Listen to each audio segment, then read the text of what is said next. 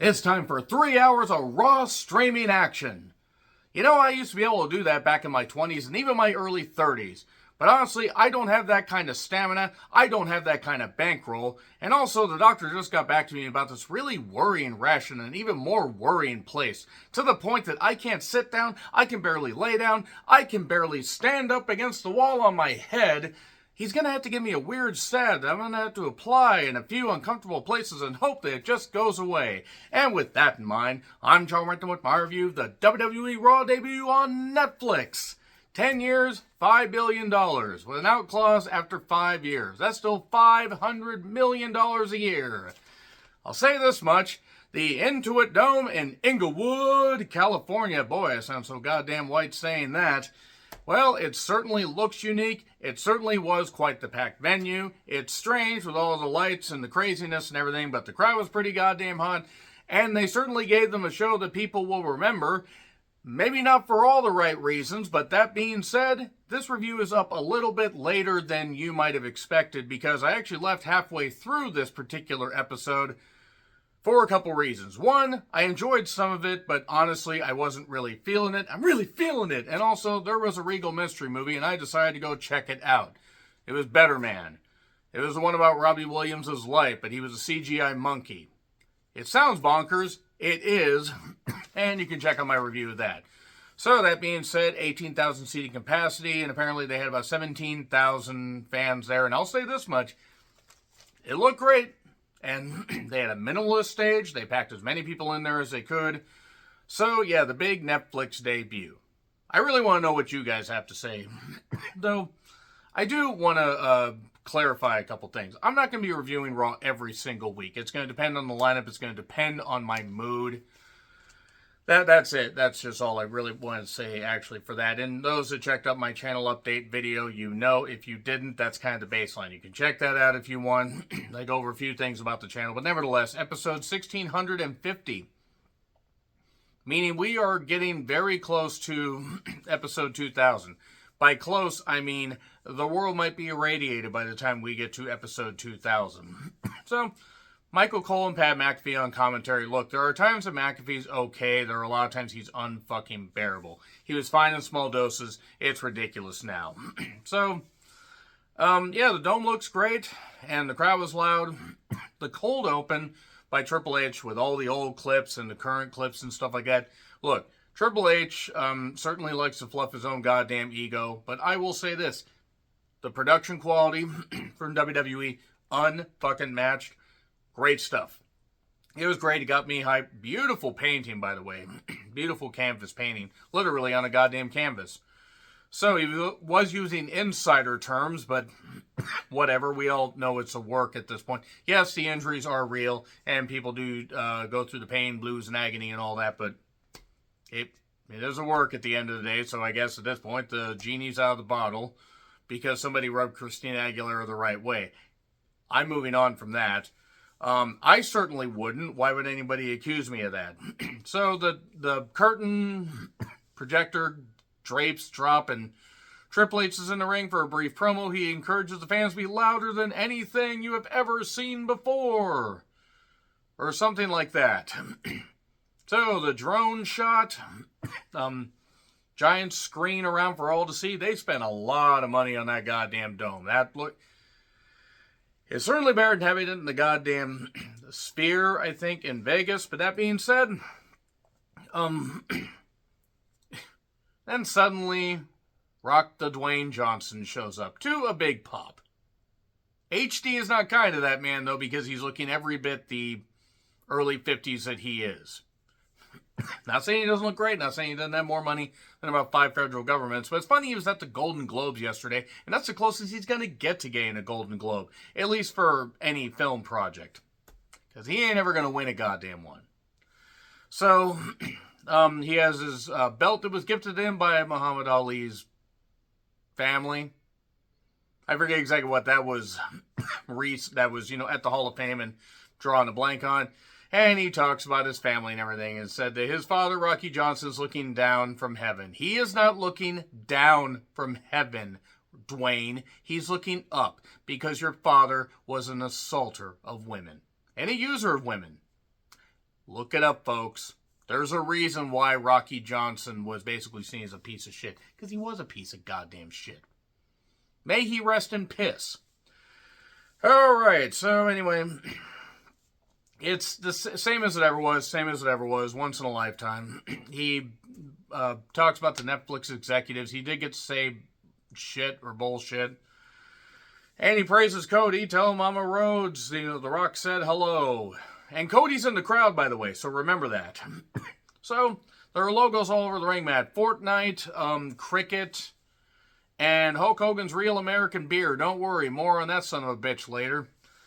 The camera quality is fucking tremendous, though. I will say that. That's why I wasn't very kind to Dwayne, because I was like, oh, HGH starting to wear on you, huh, Dwayne? So, now it is time for the first match. By the way, we are almost 30 minutes into the show before the first bell rings. Now, they have a runtime. They can go under 3 hours. They can go up to 4 hours and 40 minutes. They're probably going to do that for the Raw after Mania. I'm going to say this much, though. That is why I'm probably going to pick and choose the Raws and the SmackDowns that I watch. I will be reviewing NXT New Year's Evil. The Rock is going to be there. Makes sense. His daughter is the GM, and actually Ava was there with him at the Golden Globes. I think she's got a better shot at getting a Golden Globe than he does. But that being said, Roman gets a big pop. Heyman is there with him. Solo's already there. There's fuck you Solo chants. Not bleep. We do get ads. You got to pay those sponsors.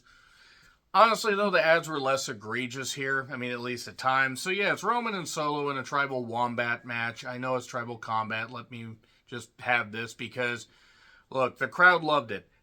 I didn't because I'm kind of over the bloodline stuff, but I get why they did this. I'm surprised they didn't open with this, to be perfectly honest. But it was what it was. Solo helped monitor the situation early on by hitting Roman with the monitor in case the pun didn't quite work. And later, Tonga Chameleon and Jacob Fatu interfere. And a moonsault with ease. Jacob Fatu just so tremendous. Solo spikes the referee. Sammy and Jim Uso show up. Maybe it was Jey Uso. One of the Usos showed up. I don't remember. I think it was Jim Uso because Jey showed up later. But, yeah, we get a spear. Second referee comes in. 1, 2, kick out. Dives onto the floor, and then they fight off. They just fought off. And then Owen suddenly shows up and hits a stunner on Roman. And a cover, 1, 2, but just a kick out. And then suddenly Cody's music hits, and he comes from the back. Why didn't he just stay out there and just run over the barricade? He would have been closer. It would have saved on time. It's fine. Don't worry. It's illogical. Whatever. The crowd popped. The crowd loved it. And they both fought off through the crowd, and then we get a spear and another 1, 2, 3. So Roman wins the Tribal Wombat. Here's Dwayne. He gives Reigns the Ulafala Gollywood, puts the Ulafala on Roman Reigns. Why I'm running with that, I don't know. I'm referencing a nearly 50-year-old cartoon. I said there's your Mania 41 main event. Maybe Dwayne won't be at Mania 41. You know, honestly, if I don't see Dwayne wrestle again, might not be the worst thing in the world. The Rumble next year is in Riyadh, Saudi Arabia. I'm going to reiterate that I'm probably not going to be reviewing nearly as much next year. And there might be some events I skip. I'm not going to take the day off to watch the Rumble in Riyadh. If I happen to fortunately be off that day, if I have a weird schedule, then maybe. But I don't know if they're going to have a women's Rumble. I don't know if that's safe to have the women all covered up like that wrestling, whether the material's breathable or not. I'm not surprised they're paying $50 million a goddamn show for this. So I'm not surprised they're getting a Rumble. They get a Mania, though. That's going to cause some issues. Which they probably will get a Mania. They will probably get, let's see, Mania 43, possibly. I'm guessing, because I think they already have 42 locked in. That means that drone footage showing off the Dome Concourse and into the crowd. A very cool shot. And various people are up in the skybox. Zoe Stark is there, and you know, Zoe's got to be thrilled being back in California because she actually helped Roy Shire take over Big Time Wrestling and helped create the first Battle Royal. She was even there for Fred Blassie and John Tolos in the Olympic Auditorium. I'll stop making fun of Zoe Stark one of these days, except I won't. And suddenly, wappa-doop-ba-ba-ba-ba, his name is John Cena for the last time. Well, his last tour. It's not going to be a 3-hour tour. It's going to be one last year. And you know what? Cena's happy. That's great. If he's cleared his schedule and he really wants to do this, that's great. I'm not saying he won't, have a couple movies out. I'm not saying that he won't maybe take some breaks, because he's only going to make some sporadic appearances. But the crowd is singing along. There's thank you Cena chants. He thanks the fans, thanks WWE. He has history in LA, started in the Indies. No mention of him being an extra ready to rumble. No, really, he was there and winning at Mania 21 at the Staples Center. But when do I win the 17th my 17th championship? It's not likely going to happen, because it's been a long time since I won my last match. And never say never, but it would take a miracle. And he goes over the myriad stuff and, hey, wait a second. How about I enter the Royal Rumble? Which pretty much locks in that he's going to win the Royal Rumble, because we need fresh upstarts winning the Rumble. And people say it'll match Steve Austin. Well, here's even the more unique thing. He will be the only Rumble winner to win in 3 decades. He won, because think about it, 2008, 2013, 2025. Big goddamn deal. I mean, and the fact that he didn't win Batista won in 2005, otherwise Cena could have been a 4-time winner.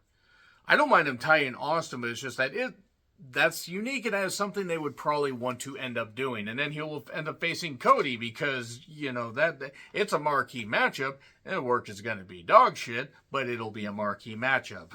And then he got a big reaction, and he's likely going to win the Rumble. Logan Paul's in the front row, speaking of pieces of shit. There are plenty, there.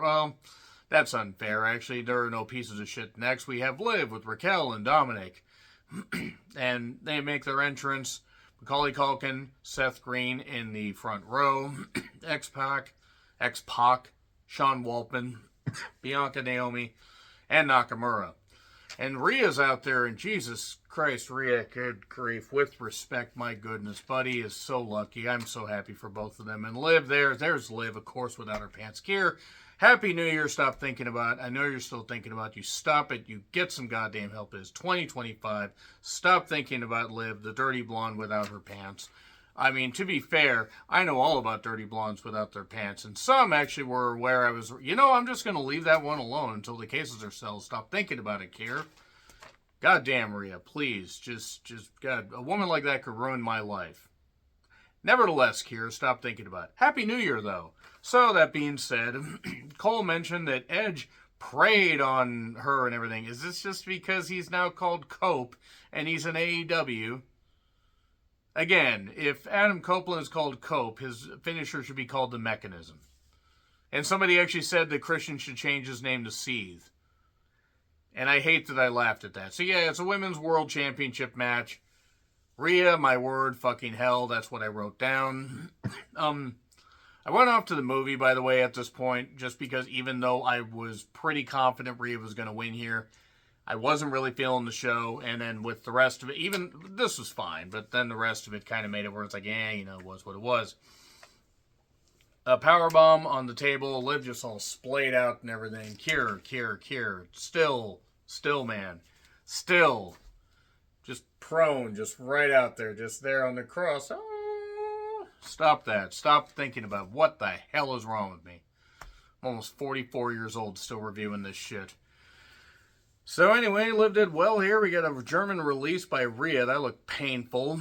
Some distractions, but then Oblivion on the chair just for a 2 count. What? Oh, by the way, there was also a Riptide a little bit earlier for a 2 count. So, we're kicking out of all the finishers.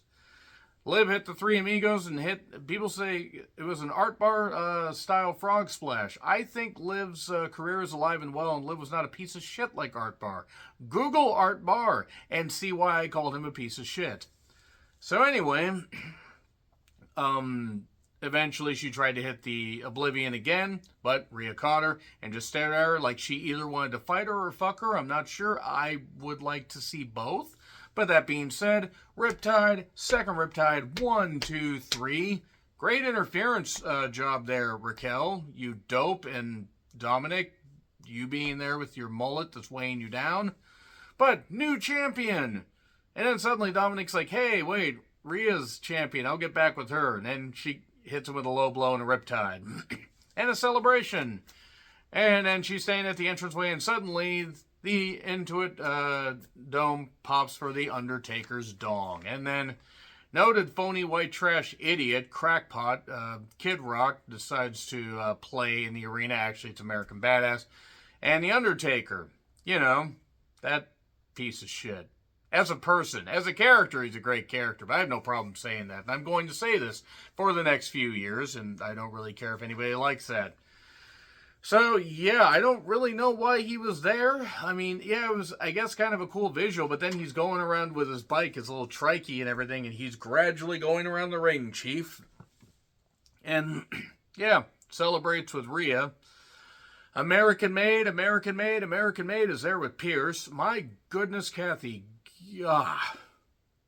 Whoever is lucky enough to be with her needs to treat her like the goddess she is. He wants a luchador, Gable does. In the worst way, possibly. Maybe not, I don't know. Maybe it's the mask. Maybe it's the Gimp mask. Maybe it's like Killer 7. Anyway, enough about Killer 7. Gable wants a luchador, he doesn't care who. Gee, I wonder if Penta's going to debut next week. So, The Rock on Instagram, he talks to Cody. Rock's going to be on NXT. Vanessa Hudgens is in the front row. Actually, not the front row. She just seems, pretty happy to be there. And Michelle McCool's there. Lyra, my word, with respect. Good grief. Travis Scott is there. Apparently, he does the theme for Raw. That explains why it's shit. Jey Uso makes his entrance. They love him. And then he faces Drew McIntyre. Jey dives. Drew takes over. We get kicks. More kicks. A Claymore. Drew then repeatedly fists Jey in the head, pounding him down. I mean, we've all been there with a 6'5", 250-pound Scottish man doing it, haven't we? Guys? Just me? So anyway, Miss Claymore and a roll-up 1, 2, 3. That's your lot right there. Good job, Drew. You managed to get outsmarted by a guy who yeets. I am nearly 44 years old saying the word yeet in a review. Anyway, so Gunther Package, he's the dream killer. He's going to eradicate all their dreams in order to implement the rest of that phrase that you guys know. And I did like how Gunther was in black and white, but the belt was gold and white, and that was cool. That was a cool visual. That was cool stuff. Kathy's with Gabriel Iglesias. New Day interrupts. They want to be heard. And then the Alphas show up because, this show can't be taken too seriously. So I think we got 103 days until WrestleMania 41.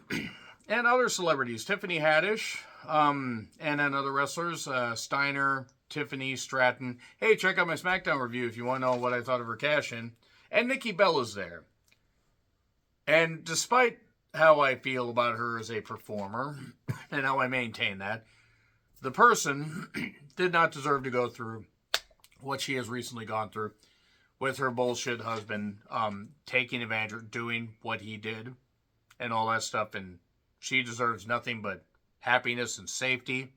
And I hope her and the kids are safe. So that being said, Real American plays. Hulk Hogan, Jimmy Hart comes out. Jimmy Hart's got so much energy, and Hogan's got his Real American beer, and they booed him mercilessly. Hulk Hogan is one of the biggest draws of all goddamn time. Had it not been for him leaving the AWA, coming to WWE, it would not be launched to where it was. I'm not saying he was the only component, but he was the biggest component. And then others came along that used what he did to take it to bigger and better heights.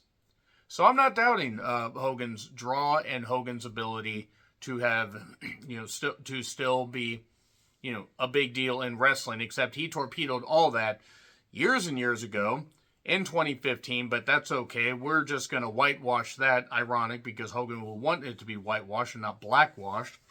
But he's got his Real American beer, and he got booed out of the building. And you know what? I'm just going to say right now, that's what every single MAGA fuck like him, like Taker, like anybody else deserve.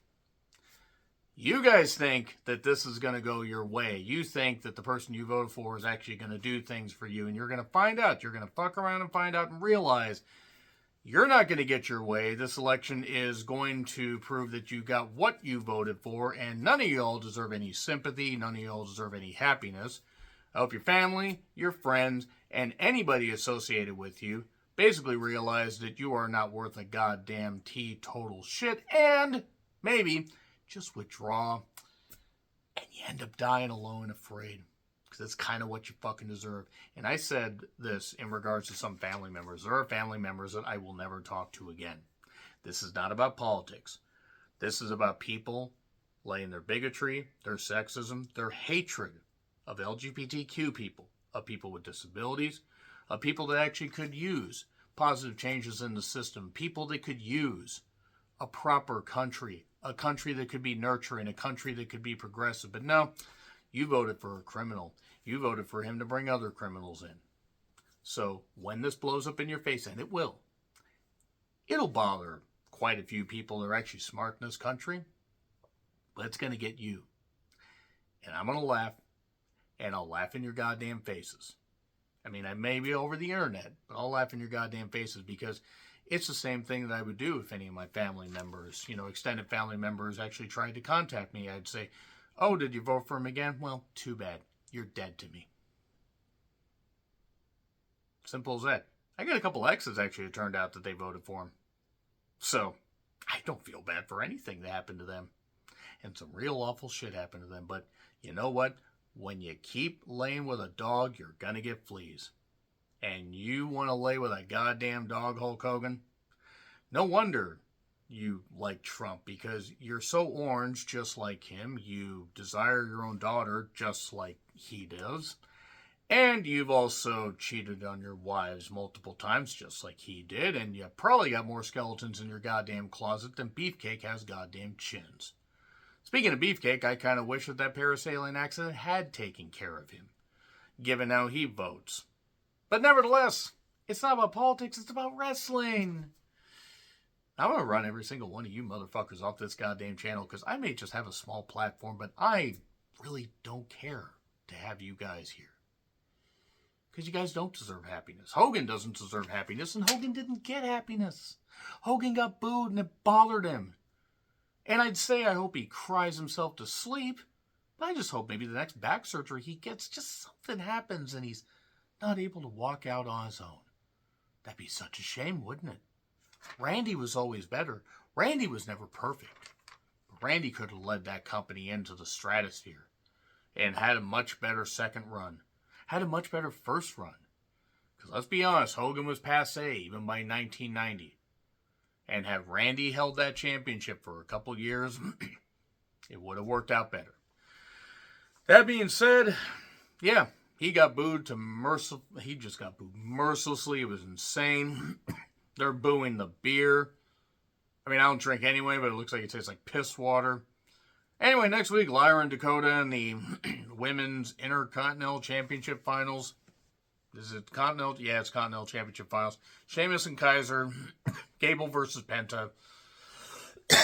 Damian versus Balor. I may review it next week. No promises. I may see how Penta does in the WWE ring. We'll see. I'm also going to say that unless it's a special event like this, any Regal mystery movies are going to take, priority over Raw. Because I can just catch up on it later. Stephanie is there. Miss Philanthropy is Future in Marketing. It's the way brands are going to win. The one that compared the steroid trials to the victims of 9/11. She was old enough to know better, and she's a dumb broad. Anyway, Rollins gets a big pop. Punk gets a good reaction. I'm going to be perfectly honest. I thought this match was decent. Something seems off. Punk is getting by on physical charisma and persona, and Rollins is about done. And I know why they had a more deliberate pace, because Punk is in his mid-40s. Rollins is almost 40 with injuries. They did fine, but I don't know, just something felt off. I didn't expect them to be doing frog splashes and all kinds of shit and whatever, but yeah. It was what it was. So, a swinging neck breaker off the top, and we went to a break. Punk was targeting the neck. Rollins hit a GTS variation, but Punk rolled outside. He had another GTS in the ring, but just for two. A pedigree on the announcer's table. Rollins, who has had a history of knee issues, hurt his knee, and then hit a second pedigree, but just got a 2 count. And then we got a buckle bomb, a stomp, but Punk got his foot on the rope, and a superplex, but then we roll right into a GTS. Rollins falls on Punk's shoulders, hits another GTS. 1, 2, 3, and there you are. Punk wins, and that's it for Raw on Netflix, the debut. So, yeah, that is probably, by the way, going to be the last major tirade I go on, but it was something that I needed to say. And I feel that Hogan deserves every bit of ridicule he gets. And, you know, when he dies, it'll be like, oh, it'll be a big deal as far as a wrestling star dying. But the person, I don't care. As far as I'm concerned, he's dead to me anyway. It was the use of the legends, I got to be perfectly honest, is not all that great. It was a big deal, and it was a lavish production and everything, but this just felt like another Raw. Nevertheless, let me know your thoughts in the comments. Like, share, subscribe, Twitter, Letterboxd, Blue Sky handles in the description. I'm John Ritlin. I'll see you soon.